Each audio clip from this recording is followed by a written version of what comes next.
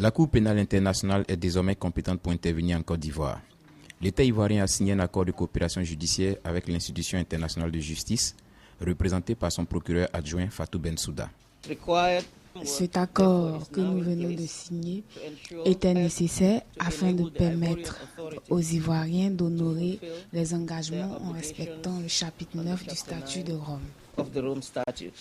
Le ministre ivoirien de la Justice explique pourquoi jusqu'ici, la Côte d'Ivoire n'a pas encore ratifié le statut de Rome. En 1999, mais les événements sociopolitiques ont empêché la ratification de ce traité, de telle sorte que l'engagement ferme des autorités ivoiriennes à faire de la Côte d'Ivoire un pays de verre, un pays transparent en ce qui concerne les droits de l'homme, cet engagement n'a pas pu être exécuté.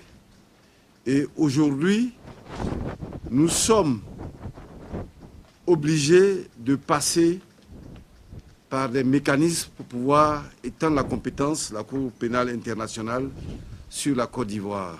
Conduite par le procureur adjoint Fatou Bensouda, cette délégation a rencontré certains acteurs politiques du pays, dont le président de la commission de dialogue, vérité et réconciliation, Charles Konambani. Nous sommes tous obligés d'aller à cette réconciliation. Chacun de nous doit se dire plus jamais cela en Côte d'Ivoire.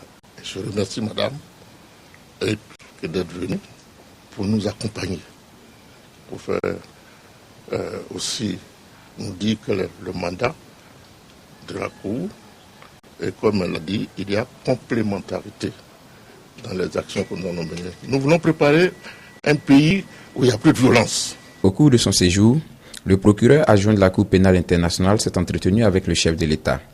Alassane Ouattara lui a réaffirmé son attachement à l'exercice d'une justice équitable pour tous. Le président nous a rassuré qu'il n'y a aucune intention de protéger qui que ce soit. Par cet accord judiciaire, la Cour pénale internationale envisage ouvrir une enquête sur les crimes commis pendant la période de la crise post-électorale.